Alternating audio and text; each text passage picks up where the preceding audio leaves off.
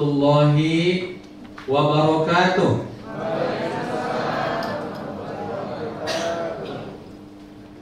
Innal hamdalillah nahmaduhu wa nasta'inuhu wa nastaghfiruh wa natubu ilaihi wa na'udzu billahi min shururi anfusina wa min sayyiati a'malina.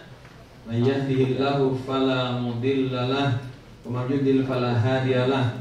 Asyhadu an la ilaha illallah wahdahu la syarikalah wa asyhadu anna sayyidana Muhammadan 'abduhu wa rasuluh la nabiyya ba'da. Allahumma shalli wa sallim wa barik ala hadzal nabiyil karim nabiyyina Muhammadin wa ala alihi wa ashabihi ajma'in, amma ba'du.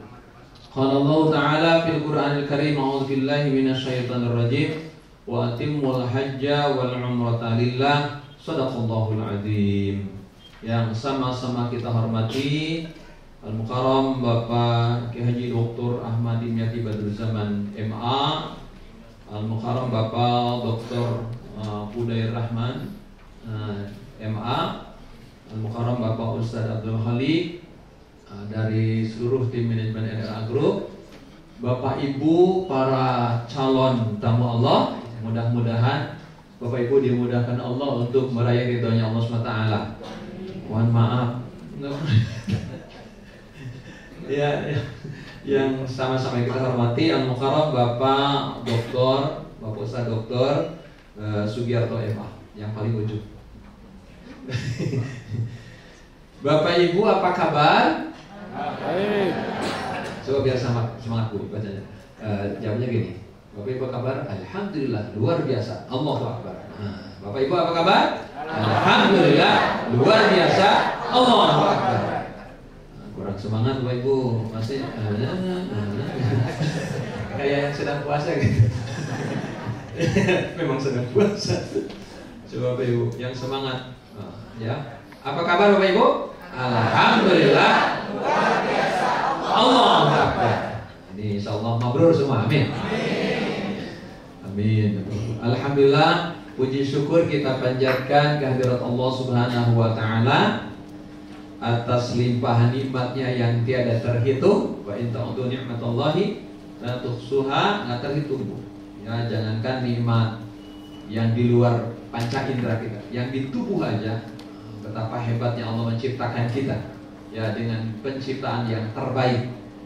Mata kita selalu enak untuk ngedip tanpa harus memberi oli pelumas. Jadi secara spontan sudah ada pelumas. Coba kalau kita harus pakai oli dan lupa, seharian melotot aja, wah bisa ngedip.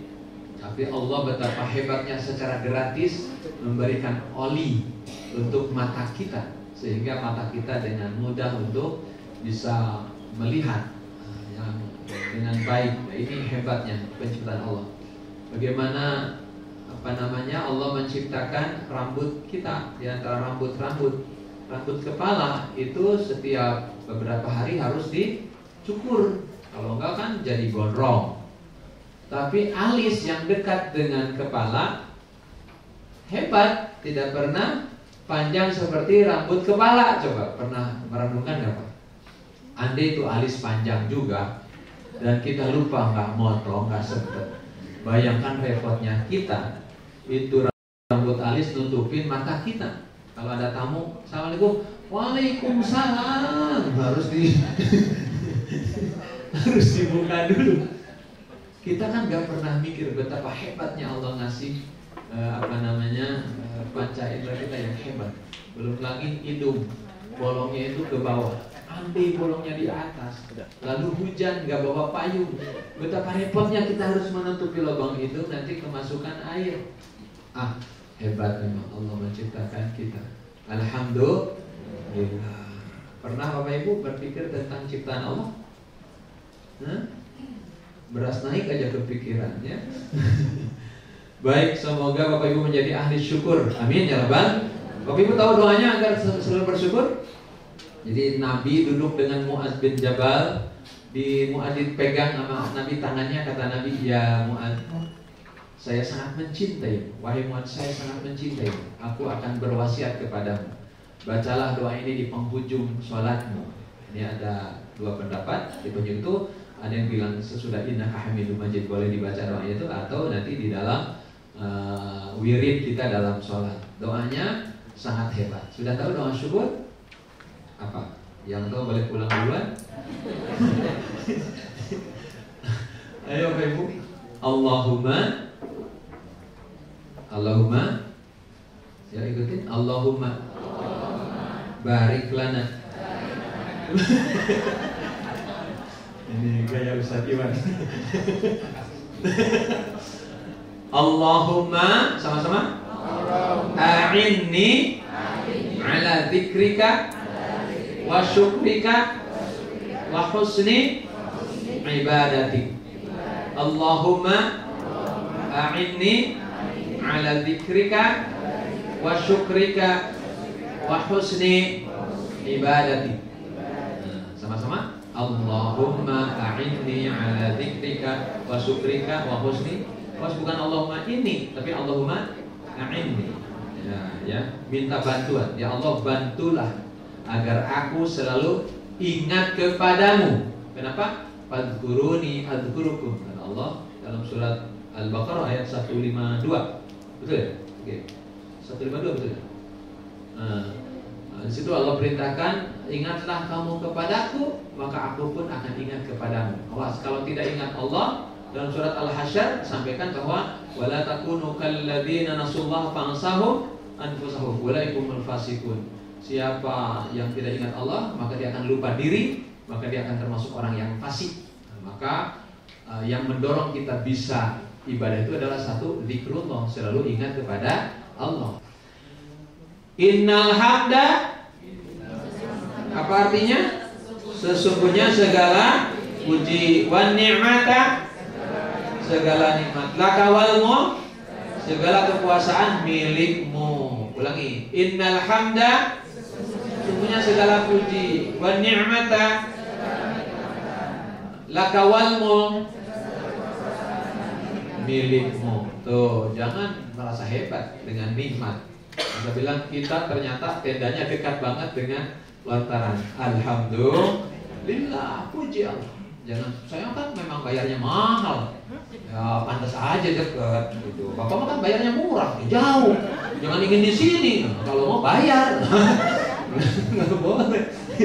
Kita alhamdulillah. Kadang kan Bapak itu pasti ketemu dengan haji reguler. Dan mereka tanya, Pak di mana pondokannya, di mana maktabnya? Oh sama nggak maktab, kan di hotel. Wah, katanya ini tuh, saya mau jawab Pak, iya reguler kan?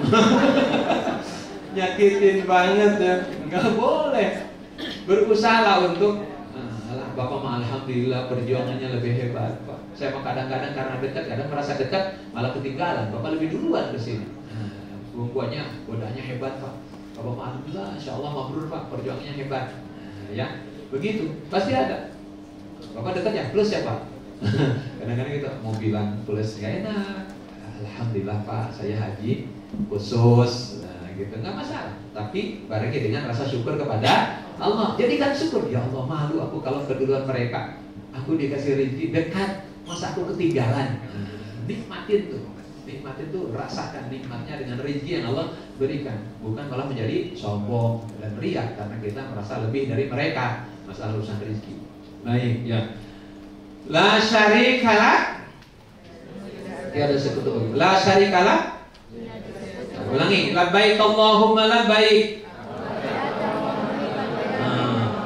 Labbaik la syarika laka labbaik.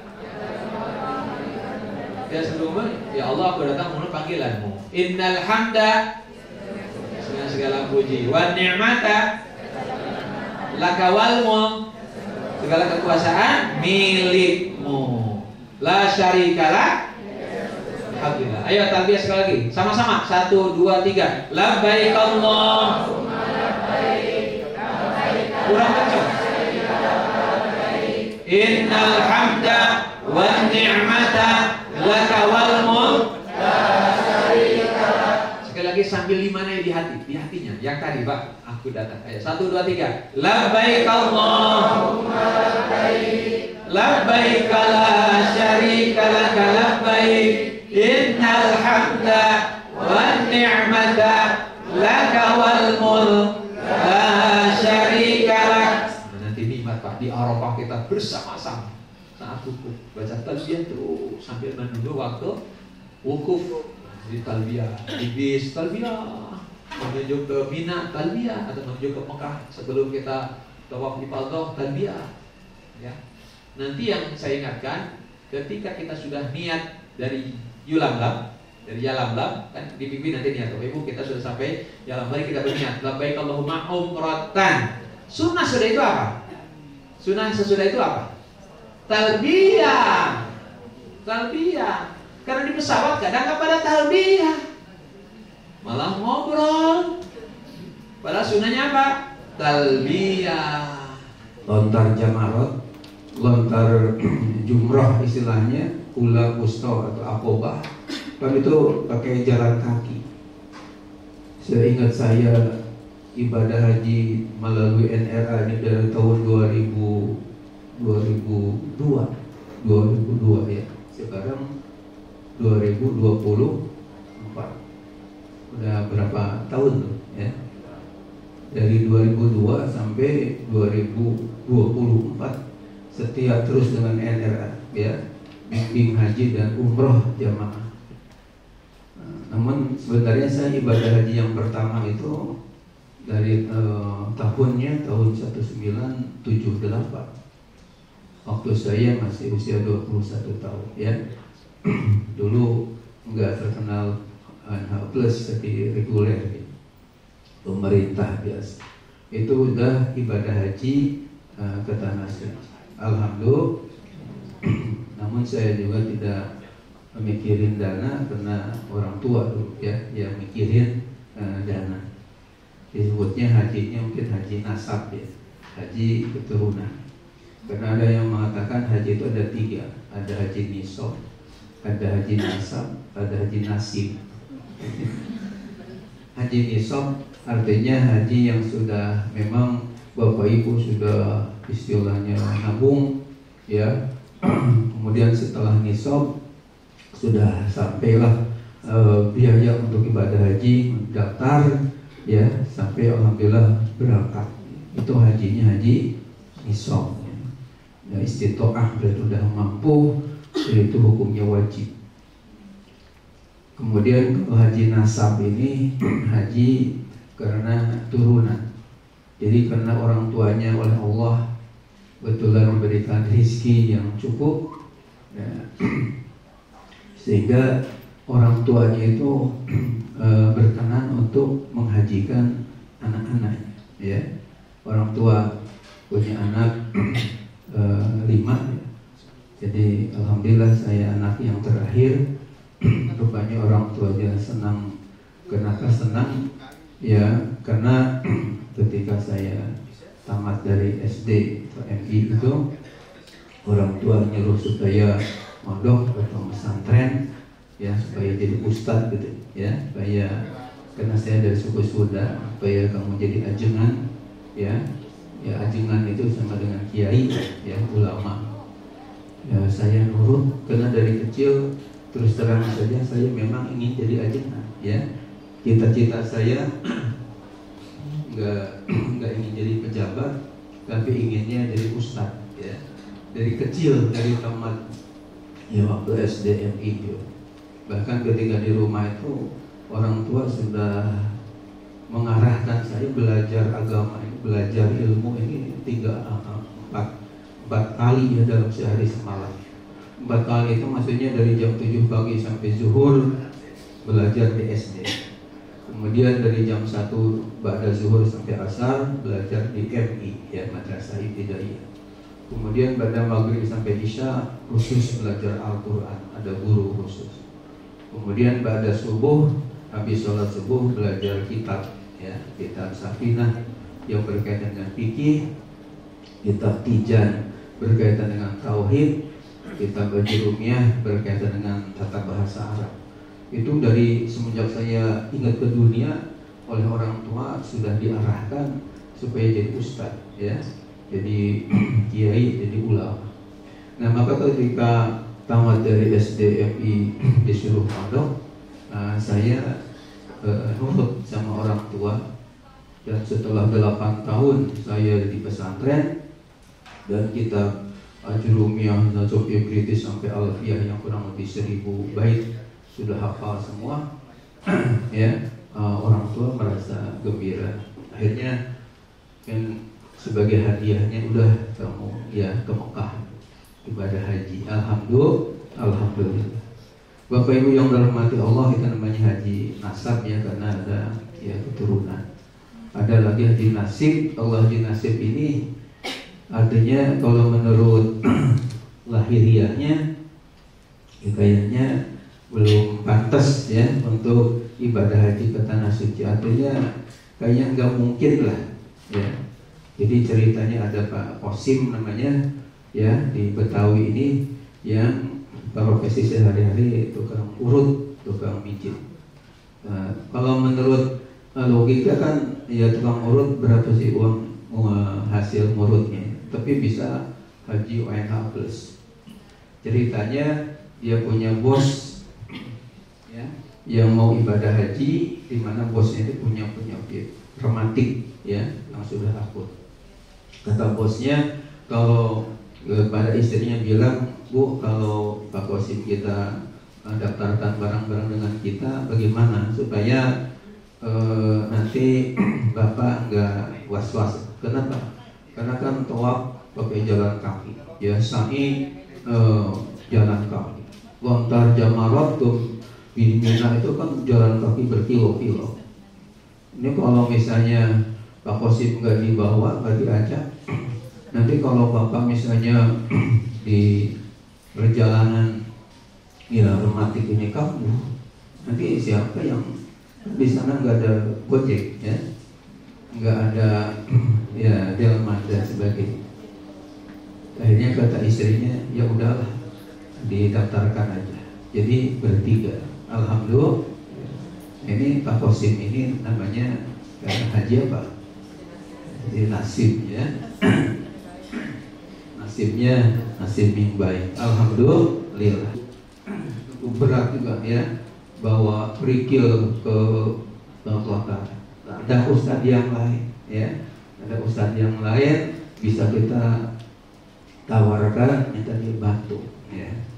Cuma mungkin di sini saya sebagai mufti manasik ya mengingatkan kalau nyuruh sama ustadz siapa aja itu hendaknya Bapak Ibu nggak hanya sekadar nyuruh aja, karena mungkin dia juga lelah capek ya dikasih ya, dikasih real misalnya berapa ikhlasnya Bapak ya, lebih banyak lebih bagus lah. Jangan seperti dan cerita ya teman saya dari Ustadz cerita kepada saya, Pak Kiai saya habis membadali lontaran dari jamaah yang sakit ya, saya dikasih uang Pak Kiai. Kata saya dalam hati, hebat sekali, dermawan sekali nih jamaah kita. Biasanya yang biasanya diterima kita terima dulu itu ya, yang ini hanya 300 sampai 500 real satu, istilahnya 3 lontaran, artinya ula usul akobah itu hanya sekitar ada yang 300, ada sampai 500 real. Kalau ini sampai 2 nih, ini kan berarti jamaah yang hebat, jamaah yang kaya raya ya. Namun teman saya tadi sambil ketawa ya berkata, 2M ini singkatan pakai singkatan apa? Makasih Mas ya. Bahwa yang terlarang tatoyub atau berwangi-wangian ya itu adalah ketika kita sudah niat ihram. Jadi kalau sudah nawaitu umrata wa ahramtu biha lillahi ta'ala, atau misalnya nawaitul hajja wa ahramtu bihi lillahi ta'ala, kalau sudah niat dalam hati untuk ya ihram, itu sepakat ulama memang tidak dibolehkan, dilarang karena dakwah. Nah, yang jadi yang boleh itu seperti yang di penjelasan tadi adalah ini qobla ihram, qobla niyatil ihram, sebelum niat ihram. Jadi mungkin perlu dijelaskan, ada ketika kita mandi ya, itu diniatkan dalam hati aja, aku niat misalnya mandi untuk berihram haji atau umrah. Itu baru niat mandi untuk ihram. Jadi belum niat ihramnya. Nah, jadi setelah mandi selesai ya, biasanya sudah kita pakai izar tadi, yang di bawah aurat kita sudah tertutup. Nah, di situ sebelum rida yang bagian atas dipakai, nah kemudian badan kita dioles-oles dengan minyak wangi ya, di bagian tubuh kita, termasuk yang di bagian ketiak itu supaya nggak bau ya, dioles-oles. Ya, itu sunnah Rasul, karena Rasulullah juga riwayat Siti Aisyah demikian, suka memakai wangi-wangian ya, sebelum niat. Nah, kemudian ketika sudah selesai, kemudian yang hidaknya sudah rapih tadi dipakaikan ya, dipakai, maka ya kita bahkan ketika ya sebelum ke mikot ini, sebelum ke tempat niat ihram, karena niat ihram ini juga enggak sembarangan ya. Jadi ada tadi misalnya kalau kita umroh, nanti di Yalamlam di pesawat pas dengan Yalamlam baru niat umrohnya ya. Nanti kalau untuk haji setelah kita berada di apartemen, nah baru di situ tanggal 8 bulan Dzulhijjah Mutarwiyah baru niatnya, gitu ya. Nah, jadi Bapak dan Ibu yang dirahmati Allah Subhanahu wa taala, jadi masalah ngolesnya kalau sebelumnya itu dibolehkan. Kemudian setelah kita niat baru tidak boleh mengoleskan lagi. Nah, bagaimana bekas-bekas yang sebelum kita niat masih tercium dengan harumnya, itu sepakat ulama tidak mengapa ya, tidak menjadi halangan dan tidak menjadi larangan dan tidak kena dam ya, asalkan tadi ngolesnya itu sebelum niat, begitu. Jadi yang terlarang itu ketika setelah niat ihram. Jadi kalau yang sebelum niat ihram, walaupun setelah nanti niat ihram masih tercium wangi atau harum ya sampai 2-3 hari, itu tidak jadi masalah. Artinya dibolehkan, tidak kena dam, karena ya Rasulullah juga demikian ya. Itu jawabannya. Mudah-mudahan Bapak Ibu termasuk yang tidak bertanya juga dengan adanya pertanyaan tadi, mudah-mudahan menjadi jelas, menjadi paham. Insya Allah. Ya, ada cukupnya. Karena waktunya sudah habis. Apa? Ya, baik. Apa, silakan.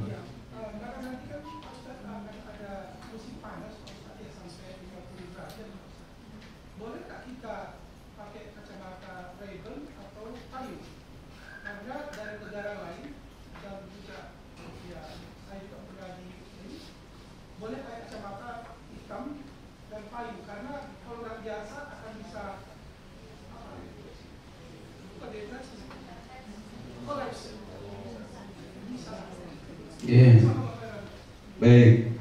Jadi mengenai masalah kacamata ketika kita sedang ihram, yang dalam bahasa Arabnya kacamata ini minzor ya, minzorun, alat melihat ya, minzorun kacamata.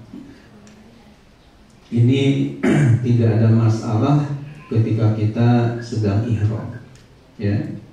Kebetulan saya sedang menulis buku ya, kaitan dengan hal-hal yang mana yang dilarang ketika ihram dan mana yang tidak dilarang ketika ihram.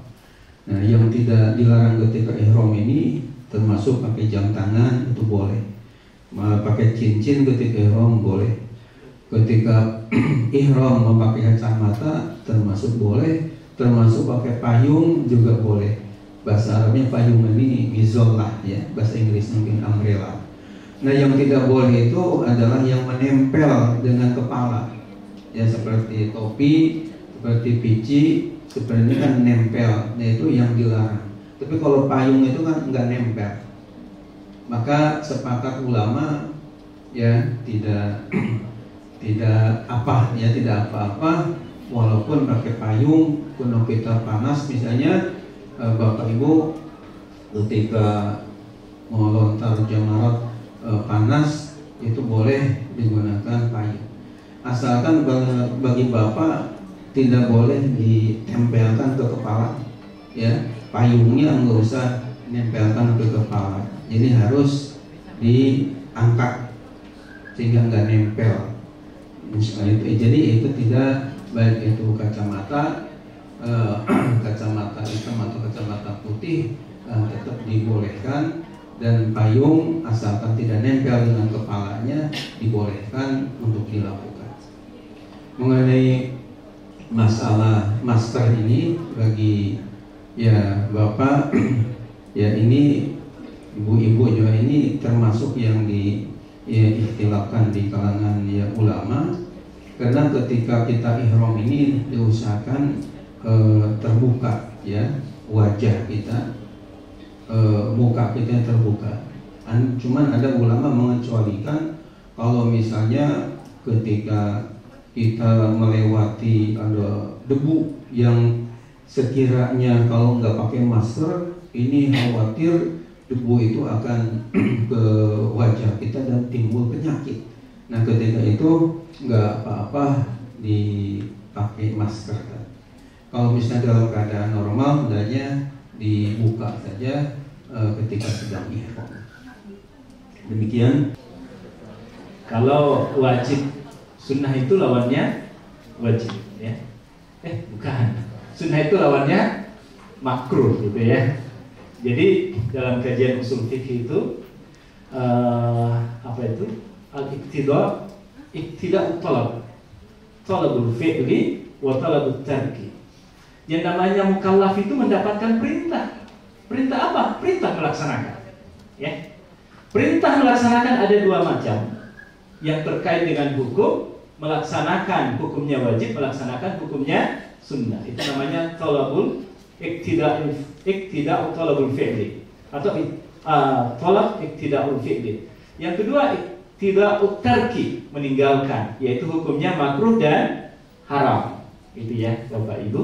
Nah sekarang kita berada pada sunnah. Sunnah itu kalau dalam definisi fikihnya, kalau tadi kajian usul fikih, maka sunnah adalah diberikan pahala ketika dilaksanakan, wala yu'aqabu tarkuhu, tapi tidak diberikan hukuman bagi yang meninggalkan. Oleh sebab itu prinsip di dalam sunnah itu adalah apa Ibu Bapak? Lebih baik. Saya mau persingkat karena ini ternyata di lembar keduanya ada lagi Ustaz ini. Gak cukup dengan sunnah tawaf saat ini. Baik, yang pertama adalah, coba tadi tawaf itu rukun yang baik di umrah maupun haji, rukun yang kedua. Yang pertama ikrar Ibu Bapak. Jangan salah ya. Ini prinsip ini ya. Nah, ketika kita memahami bahwa rukun yang pertama ihram, berarti berniat di miqat, itu namanya ihram. Yang kedua adalah tawaf, ya. Kalau ini umrah, kalau di haji yang kedua itu wukuf ya. Nah, ini berarti yang ketiga kalau di musim haji. Tawaf apa namanya Ibu Bapak? Tawaf ifadah. Ya. Kalau kita umrah pertama kali karena kita akan mengambil tamattu, maka ini adalah wajib yang kedua. Ini tawaf umrah, wajib umrah gitu ya. Rukun umrah ya. Nah sekarang sunnahnya ya. Apa sunnahnya Ibu Bapak? Berjalan kaki. Di semua jenis tawaf sunnah ada 5 macam tawaf. Yang pertama tawaf umrah.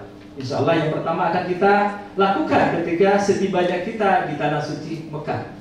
Karena kita mengambil jenis haji tamattu ya. Yang kedua tawaf apa Ibu Bapak?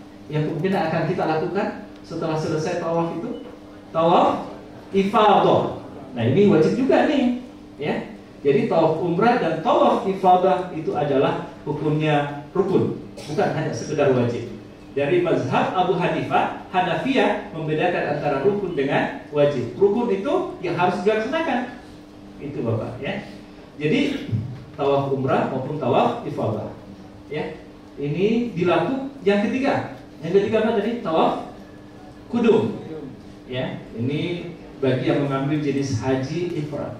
Yang keempat, tawaf yang salah satu juga menjadi wajib haji, wajib umrah, tawaf wada. Semua bapak ibu yang pernah umrah pernah melaksanakan ini. Lalu yang sunnah, tawaf sunnah, ya, tawaf sunnah ibu bapak. Tawaf ini dalam sebuah riwayat dari Ibnu Abbas, yanzilullahu, ya, anzalallahu, yunzilullahu, anzala yunzilu, yunzilullahu ala hadzal baiti isruna wa mi'ah rahmah fi yaumin wa lailatin sittuna li tawafin arba'un lil mu'takifin wa qila lil musallin wa isrun lin nazirin ilaiha. Ibu bapak, 120 rahmat setiap hari. Sehari semalam Allah menurunkan rahmat ke Masjidil Haram, ibu bapak. Yang ini tidak akan kita jumpai di tempat lain. Jadi ketika masuk ke Masjidil Haram, usahakan 120 rahmat ini kita bisa dapatkan, ibu bapak. Bagaimana pembagiannya? Diberikan kepada mereka yang melaksanakan tawaf sebanyak 60 rahmat. Jadi separuhnya itu bapak ibu sudah diberikan kepada mereka yang tawaf. Tawaf yatufu itu berkeliling, ibu bapak, ya. Berkeliling, kita mengelilingi Ka'bah Baitullah, ya. Sebanyak berapa kali? 7 putaran, ya. Itu sudah 60 rahmat. Lalu kemudian ketika kita sholat di dalamnya, sholat sunat, ya, sholat sunat itu sudah tambah lagi 40 rahmat. Lalu kemudian Bapak Ibu, sekedar hanya menjadikan Ka'bah Baitullah itu sebagai objek pandangan kita, itu sudah 20 rahmat kita dapatkan. Oleh sebab itu Bapak Ibu penting ini, ketika Bapak Ibu masuk ke Masjidil Haram, cari posisi angle di mana Ka'bah Baitullah ada dalam objek pandangan mata kita, Ibu Bapak. Oke, berlari-lari kecil pada 3 putaran yang pertama, Bapak, ini sunnah. Di tawaf jangan dilakukan ketika sangat berjumpa dengan orang. Ketika berada di sa'i, di antara lampu hijau, Batnul Wadi namanya, itu silakan. Oke. Lalu kemudian Ibu Bapak mengusap rukun yamani. Coba rukun yang setelah Hajar Aswad itu rukun yang kedua. Kedua apa? Rukun Syam. Rukun Iraki. Rukun Iraki dulu, baru Syam, baru kemudian Yamani. Jadi Hajar Aswad kalau segi 4 Ibu, kita mulai dari Hajar Aswad, rukun Iraki, rukun Syam, dan rukun Yamani. Nah, di sini Ibu Bapak kita diminta untuk mengusap ketika tawaf sunnah. Tapi ketika kita tawaf wajib cukup dengan istilah saja, Bismillah Allahu Akbar sekali, tanpa kemudian mengecup tangan. Ya, kalau di pertama tadi sebagai bentuk ketika kita istilah itu kan mengecup tangan kan, Bismillahi Allahu Akbar, gitu ya. Itu ketika di Hajar Aswad, Bismillah Allahu Akbar, dicium tangannya. Yang penting jangan lakukan Bapak Ibu Bismillahi Allahu Akbar. Ah, gitu ya, salah itu ya. Itu namanya kisbah. Nah, kita ini dalam rangka untuk mengambil keberkahan dari situ, bagaimana diajarkan tadi. Ketika berada di rukun Yamani, kita cukup mengangkat Bismillah Allahu Akbar. Lalu kemudian kita baca lagi dari rukun Yamani sampai Hajar Aswad apa? Ibu Bapak? Rabbana atina fid dunya hasanah wa fil akhirati hasanah wa qina azabannar. Kalau ada pembimbing yang membawa seorang jemaah, istrinya ada 2, satu Hasanah, satu Fatimah. Ketika Hasanah disebut kali, seringkali Ibu Bapak, istrinya yang Fatimah kemudian mengatakan, Sumaku, kok Hasanah terus yang disebut? Sebutkan dong nama Fatimah juga, istrimu yang kedua. Akhirnya Bapak Ibu, Rabbana atina fid dunya hasanah wa Fatimah. Tidak mau kalah istri yang kedua. Baik Ibu Bapak, lalu kemudian berikutnya adalah berdoa di multazam. Ibu Bapak, berdoa di multazam. Kiai Dimyati sering mengajarkan ada 3 tempat yang sangat mustajabah di Saudi Arabia, di Mekah, Madinah. ada 3 tempat yang sangat mustajabah Ibu Bapak. Coba bisa dicatat ya. Yang pertama adalah di Multazam. Seolah-olah Allah Subhanahu wa Ta'ala malu untuk menolak doanya hambanya yang berdoa di tempat itu. Ya. Yang kedua di Raudhah. Raudhah dan Multazam, Raudhah di Madinah dan Multazam yang ada di Ka'bah Baitullah, Ibu Bapak, ya. Multazam itu ya tidak maupun Raudhah tidak terkait dengan waktu. Dia sepenuhnya terkait dengan tempat 24 jam, sangat mustajabah. Oleh sebab itu ketika mengambil posisi salat, usahakan Bapak Ibu kita berada di daerah Multazam itu. Dan konon Indonesia ketika ditarik garis lurus dari pintu Ka'bah sampai Hajar Aswad itu Multazamnya ini sampai ke Indonesia. Jadi Indonesia itu posisi dari arah Multazam. Konon Bapak Ibu ya, kata Ustaz Helmi gitu ya. Lalu kemudian Ibu Bapak, yang tempat yang ketiga yang sangat mustajabah tadi apa? Nanti di wukuf ya. Oke, baik, berikutnya adalah sholat sunat tawaf di belakang makam Ibrahim ya. Berdoa di Multazam itu Bapak ketika mengangkat tangan ya bersama-sama dengan istri, suami itu sangat akan terenyuh di dalam hati ketika di dalam doa-doa kita menghadirkan Allah bersama dengan kita Ibu Bapak. Hadirkan hati ketika berdoa, hubungkan rohani penghambaan diri kita secara spiritual kita, rohani kita kepada pencipta alam semesta Bapak Ibu. Kita berada di tempat yang sungguh maha luar biasa, itu akan sangat bisa menyentuh hati kita ya. Karena kita melakukan tawaf ini kan, melakukan kunjungan ke Ka'bah Baitullah ini bukan hanya Bapak Ibu, tapi semenjak manusia pertama konon Ka'bah dibangun oleh Nabi Adam, itu sudah melakukan hal yang sama. Para anbiya, para rasul, orang-orang benar, orang-orang soleh, para wali itu datang ke sana. Jadi sebetulnya kita ini memasukkan diri kita ke dalam golongan-golongan orang-orang yang soleh tadi ya. Baik, berikutnya sholat sunnah di belakang makam Ibrahim. Nah ini sholat sunnah tawaf Ibu Bapak atau yang searah dengannya. Lalu kemudian minum air Zam-Zam di Marwah. Paling tidak ketika disapanya agak susah Bapak Ibu, ketika putaran berlanjut 2, 3, 4, 5, 6-nya itu ya. Putaran yang keberapa? Putaran ketiga, putaran kelima, maupun masuk ke putaran ke di Safa itu negatif Ibu Bapak. Putaran 1 di Safa ke Marwah, lalu Marwah ke Safa putaran kedua, 3 dan ketiga dari Safa ke Marwah ya. Ketika kita berada di Safa menghadap ke Ka'bahnya agak repot nih. Makanya geleng kepala saja gitu ya, menghadapkan wajah ke Ka'bah. Kalau di Marwah kan kita menghadap ke Ka'bah. Baik, berikutnya berlari-lari kecil. Oke, bro. Berlari-lari kecil di antara 2 pilar hijau. Maaf, ada yang belum pernah umrah di sini? Ada yang belum pernah umrah, Ibu Bapak? Oh, belum. Berarti haji langsung ya. Oke, baik. Buat yang pernah, pasti sudah pernah mengalami berlari-lari kecil ini sangat disunnahkan, namanya Batnul Wadi ya. Itu ada di antara 2 pilar hijau. Lebih dekat jaraknya ke Bukit Safa daripada ke Bukit Marwah ya. Berlari-lari kecil di sana ya. Kenapa ini? Pada saat itu inilah posisi yang paling terendah ketika Siti Hajar berlari dari Bukit Safa ke Bukit Marwah itu.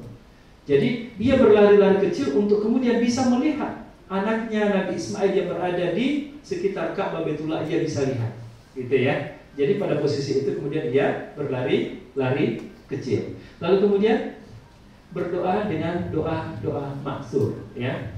Ini sebagaimana yang ada di buku juga nanti akan dibimbing oleh pembimbingnya. Lalu kemudian berturut-turut. Ini akan kita lakukan Ibu Bapak ya. Lalu kemudian berikutnya ada sunnah wukuf dan sunnah mabit di Musdalifah. Sunnah wukuf apa Bapak Ibu? Juga suci dari najis dan hadas. Inilah yang penting Bapak Ibu. Wukuf ini ya Al-Hajju Arafah. Kita wukuf di Padang Arafah. Inilah kemudian yang menentukan Bapak Ibu sudah mendapatkan haji atau belum. Tapi tepatnya ketika kita sudah tahallul. Tapi intinya, esensinya adalah ketika berada di wukuf di Padang Arafah itu. Wukuf itu apa artinya Ibu Bapak? Berdiam sejenak. Laksana HP. Kalau dia aktif terus bagus nggak untuk dipakai ibu bapak? Ada saatnya HP itu lemot, ada saatnya ketika ia tidak dicas akhirnya mati. Logikanya, analoginya, manusia ketika tidak ada kesempatan untuk berwukuf ia dalam tanda kutip beristirahat, itu akan maut itu bapak ibu. Jadi wukuf ini adalah kondisi keadaan di mana Allah Subhanahu wa taala menginginkan dari kita, coba sejenak berhenti dari aktivitasmu. Apa saja Bapak Ibu? Karena pada saat itu yang kita lakukan adalah banyak bertafakur, banyak merenung. Di acara wukuf itulah yang mulai dari jam 12 siang sampai jam 6 sore pada tanggal 9 Zulhijjah kita berada di padang Arafah, itulah yang sangat ditunggu-tunggu oleh semua yang datang ke sana untuk melaksanakan ibadah haji. Yang sakit keras sekalipun itu mesti dibawa ke sana. Tidak boleh tidak, Ibu Bapak. Nah, bagi kita yang memahami ini, pada saat berada di Arafah itu, pada saat itu kita sejenak melakukan tafakur, melakukan perenungan siapa diri kita, siapa yang menciptakan kita, apa tujuan Allah menghadirkan kita di muka bumi ini. Ya, pada saat itu benar-benar fokus menghubungkan hati kita, rohani kita, spiritualitas kita, rohani kita hanya kepada pencipta alam semesta Bapak Ibu. Pada saat itulah seorang yang berhaji Allah banggakan di hadapan para malaikatnya karena mereka datang hanya lillahi ta'ala. Bapak Ibu, berikutnya menghadap kiblat ketika kita sholat ini sangat heroik Bapak Ibu. Suasananya nanti ketika kita berada di Arafah berjamaah, berdoa bersama dalam keadaan kita perenungan yang mendalam itu insya Allah akan tidak terlupakan Bapak Ibu. Lalu kemudian menghadap kiblat, melaksanakan wukuf sampai terbenam matahari, memperbanyak amalan, khusyuk di dalam hati, menjaga lisan. Oke Bapak Ibu, silahkan dibaca. Demikian pula ketika berada di Mabit Musdalifah, sunnah-sunnahnya mengumpulkan batu kerikil, lalu kemudian jamak takhir ini kita laksanakan di Arafah Bapak Ibu. Sunnah yang ada di Musdalifah ini yang 2 poin itu kita lakukan di Arafah karena kita melakukan taradudi, sistem taradudi istilahnya. Kita tidak berjalan kaki tapi kita naik bis yang kemudian akan menggunakan jalur bukan pejalan kaki, tapi pas pada saat jam 12 malam kita berada di bis, berada mabit di sekitar Musdalifah itu. Sehingga yang dilakukan adalah membaca talbiyah dan membaca doa di Masyaril Haram Bapak Ibu. Atau suka juga diterjemahkan ibroh. Ibroh itu pesan moral. Jadi sesungguhnya dalam setiap ritual apapun itu pasti ada pesan. Mengapa kita harus sholat? Mengapa harus angkat tangan ketika takbir? Mengapa harus menahan lapar dan dahaga? Semua pasti ada hikmahnya kan gitu. Tidak ada satu syariat yang ada hikmahnya. Dan hikmah itu masing-masing kita diminta mencari, diminta untuk mencoba meraba-raba. Kenapa sih harus kayak gini ya Allah? Kira-kira gitu. Dan ini sebenarnya kalau menurut hemat saya, ini hidangan yang paling lezat yang Allah akan hidangkan, akan suguhkan sebagai jamuan kita di tanah suci.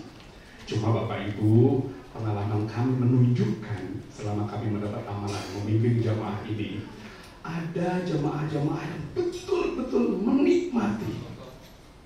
Jadi tawaf itu dinikmati betul, berderai air mata, syahdu luar biasa. Dan mohon maaf, saya termasuk yang mendapat amanah mendampingi ibadah haji pasca Covid ya, waktu ini normal. Kami merasa hambar, haji lega Bu. Saya mengalami memimpin umroh perdana setelah diizinkan dan sempat dikarantina di sana 5 hari. Tawaf berjarak, menangis kita, ya Allah. Justru berdesakan itu nikmatnya. Tapi ada orang yang menderita ketika berdesakan. Ada orang yang di tenda itu bisa menikmati, tidur pulas. Tapi ada yang taringnya keluar. Ini macam apa kita dilakukan kayak gini? Dan menikmati. Mau izin, karena saya tidak selalu ikut mendampingi manasik ya. Saya sudah sampaikan atau belum, saya suka mengibaratkan gini Bapak. Kita kan tamu Allah ya. Kalau kita tamu Allah, siapa sahibul baitnya? Tuan rumahnya siapa? Menurut Bapak Ibu, kira-kira kita bertamu ke Baitullah, Allah akan beri suguhan atau tidak? Allah kasih hidangan atau tidak? GR Ahmad, apa hidangannya kira-kira? Jeruk? tentu bukan hidangan jasmani, hidangan rohani. Nah, persoalannya apa? Siapkah kita menikmati hidangan itu? Mohon izin kalau ini sudah pernah saya sampaikan ya. Saya terus terang aja lupa paket mana dan sudah apa. Saya suka mengibaratkan gini. Bapak Ibu diundang di sebuah acara resepsi atau walimah oleh tuan rumah. Sebagai bentuk penghormatan, tuan rumah menyiapkan hidangan, menyiapkan sajian, suguhan atau apa, jamuan, semua ada. Pernah Bapak Ibu lihat pas orang lagi antri jamuan makan itu, buka pertama kambing guling, tutup. Kambing guling enak, oh maaf, aku hipertensi. Pernah geser dikit, opor ayam, tutup lagi. Pak, kenapa? Kok pada ngaku sih, Pak? Geser dikit, ada puding Jogja, manis, sampingnya ada puding-puding, gak diambil juga. Kenapa? Ada enak, di pojok ada emping, ada kacang, ditutup lagi. Lengkap sudah. Akhirnya yang diambil apa? Begitu kita tahu apa? Ada orang yang bisa melahirkan air mata karena menyadari kita laksana bukan debu yang gak ada apa-apanya. Dan kita ketika tawaf itu mengasah komitmen kita kepada Allah. Nah, ada orang yang menikmati tawaf, ada orang yang tawaf yang dipikir macam-macam. Ada yang alatnya rusak ya, alat lagi rusak. Ada yang tawaf sibuk ngameti orang lain. Sipit amat. Ada yang ini ukuran bajunya berapa ya, udah sibuk kayak gitu. Mata lahirnya belum ditutup. Kemudian juga kenapa Bapak mesti sa'i? Tadi Ustaz Fuja sedikit menjelaskan Safa, Marwah, Marwah, Safa. Orang Islam itu wajib ikhtiar, wajib bekerja, wajib produktif. Ini dalil wanita karir pertama. Siti Hajar kerja Pak, walaupun istri Nabi tinggalkan oleh suaminya di wajib ghairi dzar'in 'inda baitikal muharram, enggak tinggalkan apa-apa. Hajar enggak berpangku tangan memohon pada Allah turun uang dari langit, tidak, kerja ikhtiar, nyari pertolongan, cari nafkah.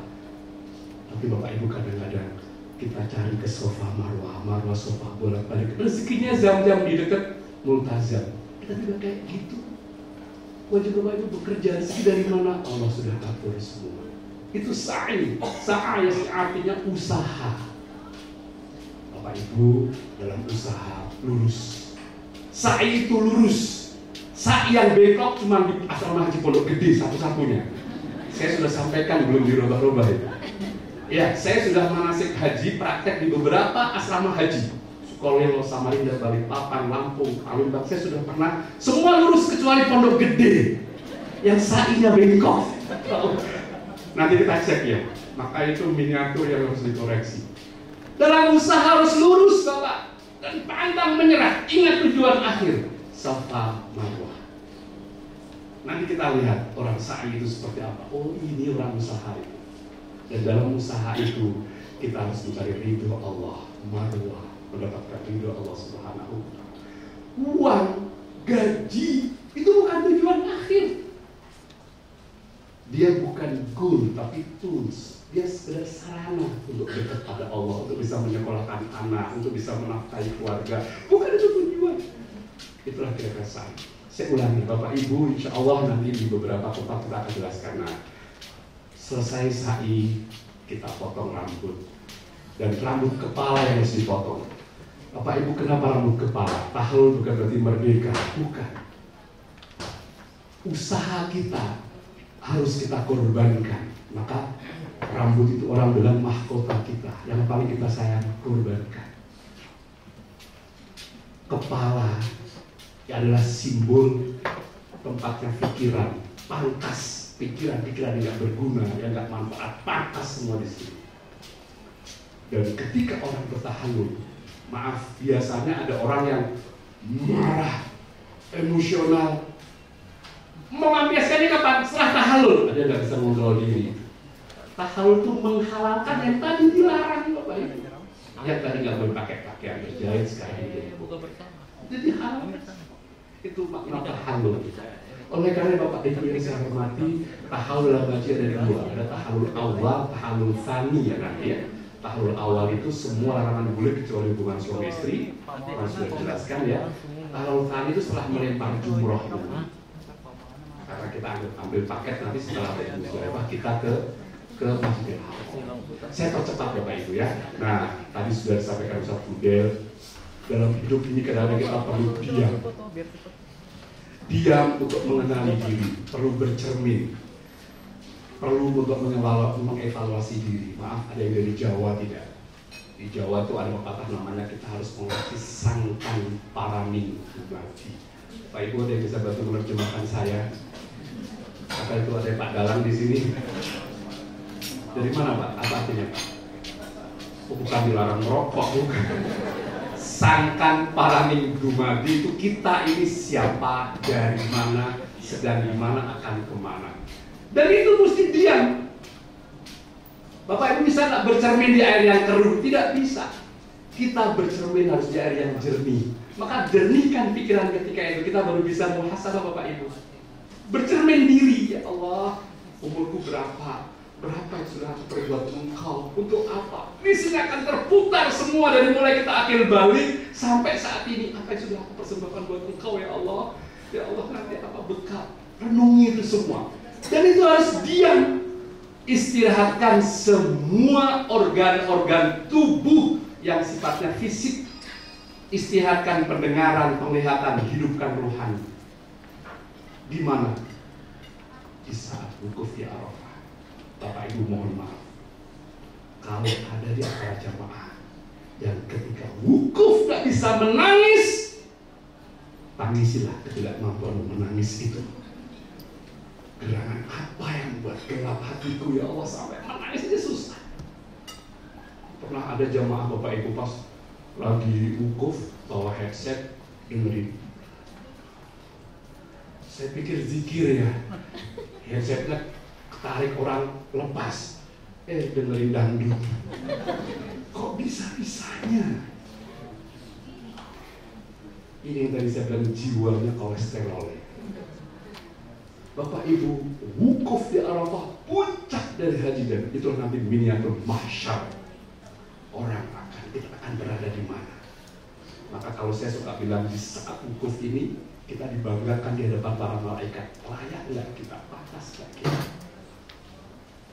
Bapak Ibu, di saat wukuf ini nanti kami beri kesempatan Bapak Ibu berdua-duaan suami istri cari tempat yang nyaman di bawah tenda, ada yang cari pohon, ada yang terik matahari, ada yang gelar sajadah, silakan bermuhasabah.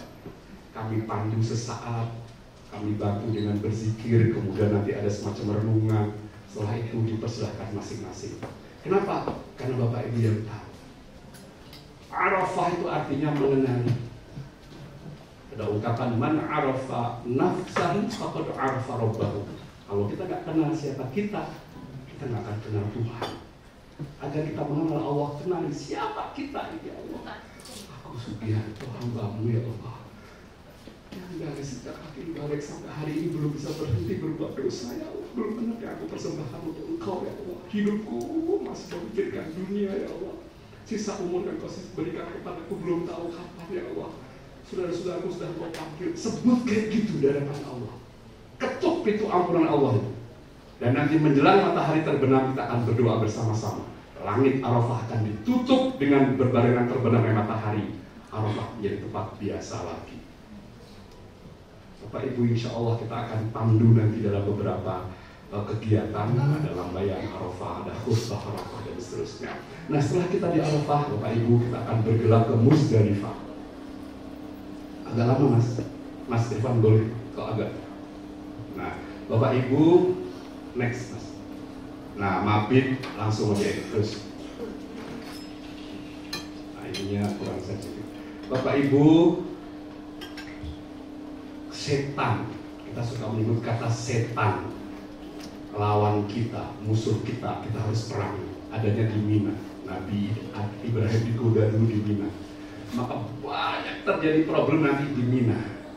Wukuf masih tenang. Di Mina mulai Oleh karenanya Muzdalifah itu ibarat tempat mengatur strategi perang, mengumpulkan senjata, kerikil itu. Dulu setannya di luar, dilempar oleh Nabi Ibrahim dan Ismail ketika mau melaksanakan perintah Allah. Nah sekarang pertanyaannya bukan cuma di luar, banyak setan yang di sini. Maka itu yang kita lemparkan, bukan kita lempar, kita lemparkan. Sombong lempar, riak lempar, malas lempar, bakhil pelit lempar, tinggal diserang lempar. Dan untuk melempar itu harus mengatur strategi loh Pak Ibu. Setan punya strategi, setan punya bala tentara banyak, kita harus berjamaah lagi, bersinergi dengan yang lain. Makanya dulu ada ustaz kita yang bercanda, jangan sampai melempar kenceng akhirnya batunya balik. Ada tulisan sesama setan jangan saling melempar. Karena kita nganggap itu setan yang lempar. Enggak, setan yang dalam diri yang kita lemparkan, tinggal di sana. Bapak Ibu nanti selama di Mina kami akan dikisahkan betapa Nabi Ibrahim dulu Allah perintahkan menyembelih putranya. Putra yang didambakan buah hati, belahan jiwa, tapi disuruh menyembelih. Apa itu maknanya? Dan kemudian Allah ganti dengan domba. Ini maknanya bahwa pengorbanan itu sebuah keniscayaan. Bapak Ibu, disinilah setan gak akan rela. Saya sudah sampaikan, setan akan menggoda jamaah haji itu pangkatnya bukan lagi sersan atau kopral, Pak. Kata Ibu tadi jenderal itu, udah kenal gue ya. Dan itu sifat-sifat setan yang kita akan lemparkan ke sana. Di sini kita akan menyembelih binatang, maknanya apa? Nafsu kebinatangan yang kita akan sembelih. Apa itu? Tamak, serakah, rakus, egois, kan kebinatangan semua. Sembelih di sana. Sekali lagi banyak orang yang menikmati Mina dengan berbagai hikmahnya, tapi ada yang menikmati panoramanya, ada yang menikmati hidangan makanannya, ada yang menikmati perkawangannya, tapi ada yang menikmati batin atau rohaninya. Bapak Ibu yang saya hormati, nanti kita juga akan diajak ke Madinah, ini di luar rangkaian ibadah haji, dan kita juga akan diantarkan menuju beberapa tempat. Bapak Ibu, mudah-mudahan dengan di Madinah kita tahu tempat-tempat di mana Nabi pertama membangun masjid, di mana Nabi menerima perintah untuk berkiblat, kiblat. Apa tujuannya? Agar kita menguatkan akidah keislaman kita dengan lihat bukti-bukti sejarah. Jangan lewatkan. Baik arba'in maupun arba'in, insya Allah tetap akan ke Madinah. Hanya kalau yang arba'in itu lebih lama, yang non arba'in berapa hari biasanya? Yang non arba'in itu 3 ya, 3-4 hari yang baru sampai, kecuali jamaah tahun lalu ya. Jamaah tahun lalu yang Al-Amin itu jamaahnya 3 hari, tapi kopernya arba'in. Karena kopernya 10 hari di sana. Tahun lalu itu penerbangan dari Madinah, cuma pilih mau bagasinya atau jamaahnya. Jamaahnya pulang, bagasinya ditinggal. Seminggu kemudian baru pulang, karena katanya itu teratur yang